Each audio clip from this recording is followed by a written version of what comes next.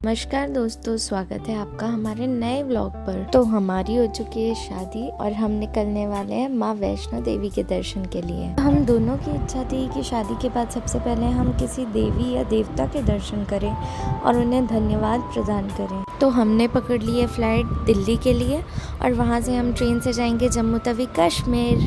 अब हम पहुँच चुके हैं जम्मू तवी और हम लोगों ने सबसे पहले लिया है नया सिम, क्योंकि कश्मीर में लोकल सिम नहीं चलता है। सिम लेने के बाद हम करते हैं कैब और यहाँ पे हमारा स्टे होगा और हम चालू करेंगे अपनी यात्रा। अब हम कटरा के होटल से निकल चुके हैं यात्रा चालू करने के लिए। तो सबसे पहले हमें यात्रा कार्ड कलेक्ट करना होगा। तो यात्रा कार्ड कलेक्ट करने के लिए बहुत सारे अलग अलग स्पॉट्स है कटरा में। हम लोगों ने बस स्टैंड वाले स्पॉट से कलेक्ट किया था। आप कटरा के कोई भी स्पॉट पे रुके हो, ऑटो वाले भैया जो हैं 200 रुपये चार्ज करते हैं आपको यात्रा कार्ड कलेक्ट करते हुए स्टार्टिंग पॉइंट तक ले जाने के लिए। हम पहुंच चुके हैं यात्रा के स्टार्टिंग पॉइंट पर और हम दोनों ने पहले ही डिसाइड किया हुआ था कि हम पैदल यात्रा करेंगे। तो हमने यह एक लाठी और हम आगे बढ़ चुके हैं यात्रा के लिए। स्टार्टिंग पॉइंट पे एक चेक पोस्ट है जहाँ पे आपकी यात्रा कार्ड स्कैन होती है और फिर आप यात्रा स्टार्ट कर सकते हैं। और अभी बज रहे हैं सुबह के 11 और हमने यात्रा स्टार्ट कर दी है। आपको ये जानकारी देना चाहेंगे कि जो नया रास्ता बना है पैदल यात्रियों के लिए वो बना है अर्धकुमारी से, ना कि स्टार्टिंग पॉइंट से। अब बज चुके हैं दोपहर के 3:30 और हम भवन से करीब 5-6 किलोमीटर पहले हैं अभी। और आप देख सकते हैं कि किस तरीके से मौसम ने अपना रुख बदल लिया है और कितनी तेज तूफान चल रही है यहाँ पे। हमारा सजेशन ये रहेगा कि आप हर तरीके से प्रिपेयर रहें हर मौसम के लिए, क्योंकि यहाँ पे कभी भी मौसम बदल जाता है, कभी भी बारिश हो जाती है। आप ऊपर पहुँचेंगे तो बहुत तेज ठंड होने लगती है। अब हम भवन के बहुत करीब आ चुके हैं, सिर्फ 2 किलोमीटर बचे हैं भवन पहुँचने के लिए। भवन के अंदर कोई भी सामान ले जाना अलाउड नहीं है। यहाँ पे 2 टाइप के लॉकर्स की व्यवस्था है।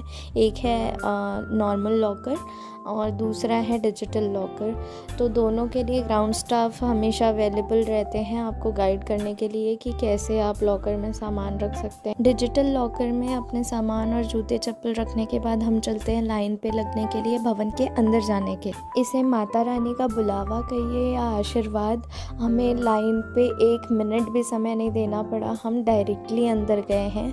हमारा चेकिंग हुआ है, सिक्योरिटी चेक हुआ है और हम सीधे अंदर पैदल गए हैं। पहले हमने पुरानी गुफा के एंट्रेंस का दर्शन किया जहाँ से लोग पहले जाया करते थे अंदर घुस करके, फिर माता रानी के दर्शन होते थे। और मुझे लिटरली नहीं पता था कि वो दर्शन नहीं होता है, वो सिर्फ एक एंट्रेंस का दर्शन था।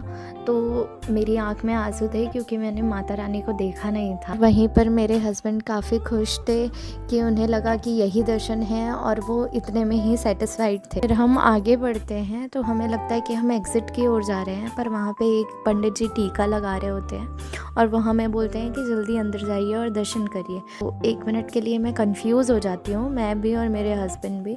फिर हम अंदर जाते हैं और हमें लिटरली सिर्फ हम 5 या 6 लोग होते हैं और इतना प्यारा दर्शन मिलता है, इतनी अच्छी दर्शन, इतने शांति से। और वहाँ पे जो पंडित जी होते हैं वो मुझे बोलते हैं कि अपना आंचल आगे करिए। देवी माँ पे चढ़ा हुआ फूल मुझे मेरी आंचल में देते हैं, जो कि बिल्कुल भी एक्सपेक्टेड नहीं था। हम इतने खुशी खुशी बाहर निकलते हैं भवन के और हमारा दर्शन इतना सफल रहेगा हमें खुद नहीं पता था।